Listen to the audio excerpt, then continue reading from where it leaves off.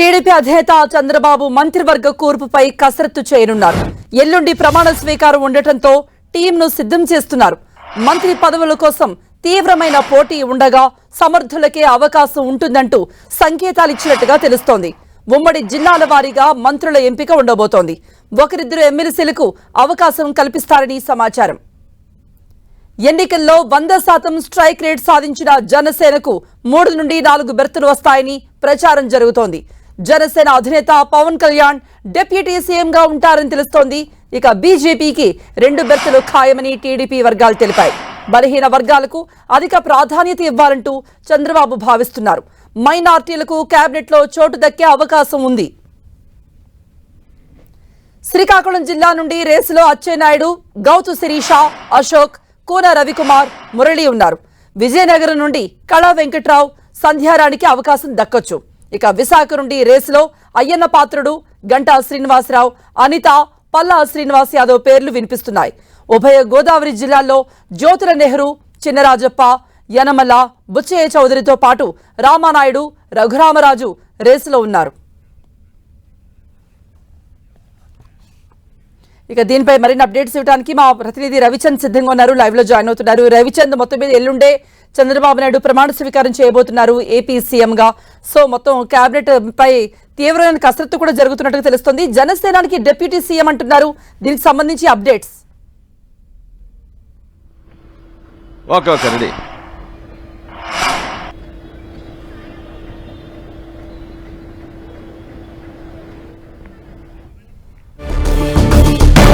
కృష్ణా జిల్లా నుండి అయితే బోండా ఉమా, గద్దె రామ్మోహన్, యార్లగడ్డ, కొల్లు రవీంద్ర పేర్లు పరిశీలిస్తున్నారు.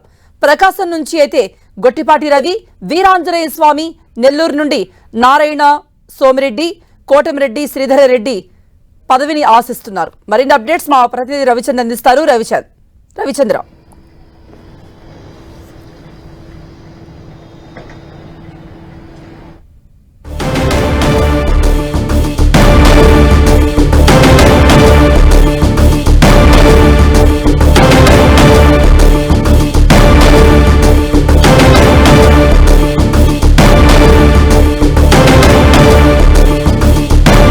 ఇక చిత్తూరు నుంచి అయితే కిషోర్ కుమార్ రెడ్డి పేరు వినిపిస్తోంది. అనంతపురం జిల్లా రేసులో కాల్వ శ్రీనివాసులు, గుమ్మనూరు జయరాం ఉన్నారు. కడప నుండి భూమిరెడ్డి రామ్ గోపాల్, పుట్టా సుధాకర్ పేర్లు పరిశీలిస్తున్నారు. కర్నూలు జిల్లాలో అఖిలప్రియ, జనార్దన రెడ్డి, నాగేశ్వరరెడ్డిలో ఒకరిద్దరికి మంత్రి పదవులు దక్కుతాయనే చర్చ అయితే జోరుగా నడుస్తోంది. కూటమిలో భాగంగా జనసేనకు బెర్తులివ్వబోతున్నారు. ఇందులో నాదెండ్ల మనోహర్, ఆరణి శ్రీనివాసులు, కందుల దుర్గేష్, పంతం నానాజీ, వంశీకృష్ణ యాదవ్ రేసులో ఉన్నారు. బీజేపీ నుండి కామినేని శ్రీనివాస్, సుజనా చౌదరి, సత్యకుమార్, పార్థసారథి, ఆదినారాయణ రెడ్డి, నల్లమిల్లి రామకృష్ణారెడ్డిలో ఇద్దరికి మంత్రి పదవులు దక్కే ఛాన్స్ ఉంది.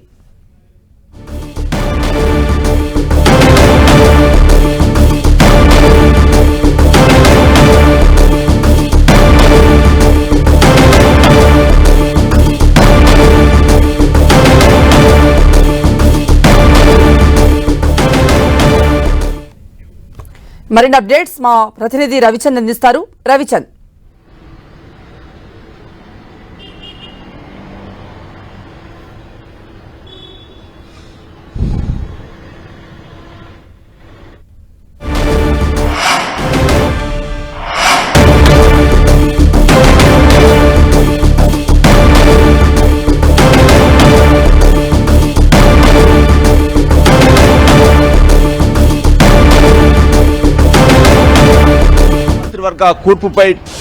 రాష్ట్ర మంత్రివర్గ కూర్పుపై టీడీపీ అధినేత చంద్రబాబు పూర్తిస్థాయి ఎక్సైజ్ చేస్తూ ఉన్నారు. ఎందుకంటే రేపు టీడీఎల్పీ సమావేశం జరగబోతుంది.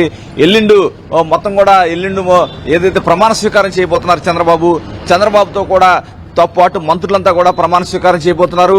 ఈ కేబినెట్ లో మిత్రపక్షాలైన జనసేన, బీజేపీ కూడా స్థానాలు దక్కే అవకాశం ఉంది. అయితే మంత్రివర్గ కూర్పుపై టీడీపీ అధినేత కసరత్తు చేస్తున్నారు. 2 రోజుల నుంచి కూడా ఆయన ఢిల్లీ, హైదరాబాద్ పర్యటనలో ఉన్నారు. మరి కాసేపట్లో అమరావతి చేరుకుంటారు. ఆ తర్వాత తన మంత్రివర్గంలో తన టీంని సమర్థవంతులైన నాయకులను ఎన్నిక చేసుకుంటారని చెప్పి ఇప్పటికే చంద్రబాబు చెప్పారు. ఈసారి ఏ విధంగా తన టీం ఉండబోతుందో చంద్రబాబు టీం ఏ విధంగా ఉండబోతుందని పార్టీలో చాలా మంది సీనియర్స్ అంతా కూడా ఉత్కంఠగా ఎదురు చూస్తున్నారు. ఎందుకంటే చాలా మంది నేతలు మొత్తం కూడా ఈసారి రిటైర్ అయ్యే నేతలు కూడా చాలా మంది సీనియర్ నేతలు ఉన్నారు. వారంతా కూడా ఆఖరిసారి మాకు అవకాశం కల్పించాలంటే చంద్రబాబుని కోరుతున్నారు. అదేవిధంగా ఎక్కువ మంది ఎమ్మెల్యేలు, కేవలం 11 మంది మాత్రమే వైసీపీ గెలిచింది. మిగిలిన వాళ్ళంతా కూడా ఎన్డీఏ కూటమి ఎమ్మెల్యేలు మాత్రమే విజయం సాధించారు. వీరందరినీ సాటిస్ఫై చేయాలంటే కొంత ఇబ్బందికర పరిస్థితులు తలెత్తే అవకాశం కనిపిస్తుంది. ఎందుకంటే ఎక్కడెక్కడ మొత్తం కూడా ఏకపక్షంగా గెలుపులు సొంతం చేసుకుంది ఎన్డీఏ కూటమి. ఈ నేపథ్యంలో మంత్రివర్గంలో కూడా ఆ విధమైన పోటీ అయితే పెరిగిందని చెప్పుకోవచ్చు. ముఖ్యంగా చూసుకుంటే శ్రీకాకుళం నుంచి చూసుకుంటే కనుక టీడీపీ రాష్ట్ర అధ్యక్షుడు అచ్చెన్నాయుడు ఉన్నారు అక్కడ. అదేవిధంగా కోన రవికుమార్ ఇద్దరు కూడా ఆశిస్తూ ఉన్నారు. అదేవిధంగా కళా వెంకటరావు ఉన్నారు, సీనియర్ నేత. ఏదైతే తూర్పు కాపు సామాజిక వర్గం నుంచి చాలా సీనియర్ నేతగా ఉన్నారు. ఈయన కూడా కేబినెట్ లో బెర్త్ ఖాయంగా కనిపిస్తుంది. అదేవిధంగా గుమ్మడి సంధ్యారాణి ఎస్టీ నుంచి ఉన్నారు. ఆమె కూడా సాలూరు నుంచి గెలిచారు. ఆమె పేరు కూడా ప్రధానంగా కనిపిస్తుంది. ఏదైతే ఇక్కడి నుంచి చూసుకుంటే కనుక విశాఖ నుంచి కొద్ది కాంపిటీషన్ ఎక్కువగా మనకి కనిపిస్తూ ఉంది. అయ్యన్న పాత్రుడు ఉన్నారు, వంగలపూడి అనిత ఉంది. అదేవిధంగా జనసేన నుంచి కూడా ఇక్కడ ప్రాతినిధ్యం ఉండే అవకాశం కనిపిస్తుంది. అదేవిధంగా ఏదైతే అక్కడ కూడా గాజువాక నుంచి గెలిచిన పల్లా శ్రీనివాస్ యాదవ్ కూడా ఈసారి అనూహ్యంగా టీడీపీ నుంచి యాదవ్ సామాజిక వర్గం నుంచి రేసులోకి వచ్చారు. తూర్పుగోదావరి నుంచి కూడా జ్యోతుల నెహ్రూ, గోరంట్ల బుచ్చి చౌదరి, యనమల రామకృష్ణుడు ఈ ముగ్గురు కూడా అక్కడి నుంచి ఉన్నారు. పశ్చిమ గోదావరి నుంచి ఏదైతే పితాని సత్యనారాయణ ఉన్నారు, రామనాయుడు, వీరిద్దరు కూడా అక్కడి నుంచి ఉన్న పరిస్థితి ఉంది. కృష్ణా జిల్లా నుంచి కొల్లు రవీంద్ర ఉన్నారు. అదే పోటీ ఎక్కువగా ఉంది. బోండామ్మ కావచ్చు, వెనిగండ్ల రాము, ప్రధానంగా ఇక్కడ ఏదైతే గద్దె రామ్మోహన్, శ్రీరామ్ తాతయ్య కూడా ఇక్కడ ప్రధానంగా రేసులో ఉన్నారని చెప్పుకోవచ్చు. గుంటూరు జిల్లా నుంచి కొంచెం ఆసక్తిగా కనిపిస్తుంది. ఎందుకంటే ఇక్కడ ఎక్కువ కమ్మ సామాజిక వర్గం నుంచి చాలా మంది నేతలైతే ఆ రేసులో ఉన్నారని చెప్పుకోవచ్చు. నారా లోకేష్ కేబినెట్ లో చేరే అవకాశం అయితే కనిపిస్తుంది. అదేవిధంగా ధూళిపాలెం నరేంద్ర ఉన్నారు. 6 సార్లు ఆయన ఎమ్మెల్యేగా గెలవడం జరిగింది. అదేవిధంగా చూస్తే ఎస్సీ సామాజిక వర్గం నుంచి ఇక్కడ నక్కా ఆనందబాబు చాలా కీలక నేతగా ఉన్నారు. ఆయన కూడా గతంలో మంత్రిగా పనిచేశారు. ఎట్టి పరిస్థితుల్లో కూడా గత 5 సంవత్సరాలు తాను చేసిన సేవలను గురించి కూడా ఆయన సేవల గురించి ఆయన గుర్తు చేస్తూ ఉన్నారు.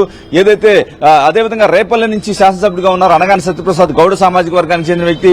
ఆయన కూడా నాకు ఎట్టి పరిస్థితుల్లో స్థానం కావాలని కోరుకుంటూ ఉన్నారు. అదేవిధంగా చూసుకుంటే కనుక ఎరపతినేని శ్రీనివాస్ కావచ్చు, జీవి ఆంజనేయులు తదితర నేతలంతా కూడా మంత్రివర్గంలో స్థానం కోసం ఎదురు చూస్తున్నారు. ఇక ప్రకాశం జిల్లాకు చూస్తే కనుక కొంతవరకు ఆ పిక్చర్ అయితే కొంత క్లారిటీగా ఉందని చెప్పుకోవచ్చు. అక్కడ గొట్టిపాటి రవికుమార్ ప్రధానంగా గత 5 సంవత్సరాల్లో ప్రభుత్వంలో అనేక ఇబ్బందికర పరిస్థితులు ఎదుర్కొన్నారు. ఆయన ప్రధానంగా రేసులో ఉన్నారు. స్వామి కూడా ఆశిస్తూ ఉన్నారు. కొండపి నుంచి శాసనసభ్యులుగా ఉన్నారు. గత 5 సంవత్సరాలు కూడా టీడీపీ విప్పుగా కూడా ఆయన పనిచేశారు. నెల్లూరు జిల్లా నుంచి నారాయణకి ఖాయం. అదేవిధంగా సోమిరెడ్డి కూడా గట్టిగా రేసులో ఉన్నారు. చాలా సీనియర్ నేత. గత 5 సంవత్సరాలు కూడా అనేక పోరాటాలు ప్రభుత్వంపై చేశారు. మీడియాలో కావచ్చు, ఎక్కడైనా సరే పార్టీ తరఫున తన వాయిస్ ను బలంగా వినిపిస్తారు. అదేవిధంగా ఆనం రామనారాయణ రెడ్డి, కోటమిరెడ్డి శ్రీధర్ రెడ్డి కూడా అక్కడి నుంచి రేసులో ఉన్నారు. ఇక చిత్తూరు జిల్లా నుంచి కిషోర్ కుమార్ రెడ్డి ప్రధానంగా ఆయన రేసులో ఉన్నారు. ఎందుకంటే పెద్దిరెడ్డి లాంటి వ్యక్తిని ఎదుర్కోవాలంటే కిషోర్ కుమార్ రెడ్డి, నల్లారి కుటుంబం సాధ్యమని చెప్పి టీడీపీ భావిస్తుంది. అదేవిధంగా అనంతపురం జిల్లాకు వస్తే కనుక పయ్యావులు కేశవ్ పేరు ప్రధానంగా వినిపిస్తుంది. అదేవిధంగా ఏదైతే కాలవ శ్రీనివాస్ పేర్లు కూడా అక్కడ ఉంది. గుమ్మనూరు జయరాం పేరు కూడా ప్రధానంగా వినిపిస్తుంది. కర్నూలులో కోట్ల సూర్యప్రకాష్ రెడ్డి పేరు ప్రధానంగా వినిపిస్తుంది. అదేవిధంగా జయనాగేశ్ రెడ్డి, బీసీ జనార్దన్ రెడ్డి, అఖిలప్రియ తదితర నేతలంతా కూడా ఆశిస్తూ ఉన్నారు. ఇక చూసుకుంటే కడప జిల్లాలో చూసుకుంటే ఇక్కడ అనూహ్యంగా అక్కడ మాధవిరెడ్డి పేరు వినిపిస్తున్నప్పటికీ ఎమ్మెల్సీ కోటాలో కూడా రాంభూపాల్ రెడ్డి ప్రధానంగా ఆయన పేరు వినిపిస్తుంది. ఎందుకంటే పులివెందుల్లో కూడా ఆయన ఓట్లు సాధించారు. ఎమ్మెల్సీ ఎలక్షన్ లో ఏదైతే గతంలో జరిగిన ఎలక్షన్, ఆ ఎలక్షన్ నుంచే కొంత 3 బారి టీడీపీకి అనుకూలమైన వాతావరణం వస్తుందని చెప్తున్నారు. ఈ విధంగా ఏదైతే ఐతాబత్తుల ఆనందరావు ఆ అమలాపురం నుంచి కూడా ఆయన కీలకంగా ఎస్సీ సామాజిక వర్గం నుంచి కూడా ఆశిస్తున్నారు. ఈ విధంగా టీడీపీలో చాలా మంది ఆశిస్తున్నారు. జనసేన నుంచి కూడా 3-4 పదవులు వచ్చే అవకాశం ఉంది. మరోవైపు పవన్ కళ్యాణ్ కూడా డిప్యూటీ సీఎం గా ఉంటారని చెప్పి ఊహాగానాలు అయితే వస్తున్నాయి. బీజేపీ నుంచి కూడా సుజనా చౌదరి, అదేవిధంగా నల్లమిల్లి రామకృష్ణారెడ్డి, కొంతమంది నేతలు సత్యకుమార్ ప్రధానంగా రేసులో ఉన్నారు. ఈ విధంగా కేబినెట్ కూర్పు అనేది కొంత ఎక్సైజ్ చేయాల్సి ఉంది. చంద్రబాబు మరి కాసేపట్లో ఇక్కడ అమరావతికి చేరుకుంటారు. ఆ తర్వాత కేబినెట్ తన టీం అయితే రెడీ చేసుకునే ఎక్సైజ్ అయితే ఆయన చేయబోతున్నారు. జనసేనకు సంబంధించి ఏంటి?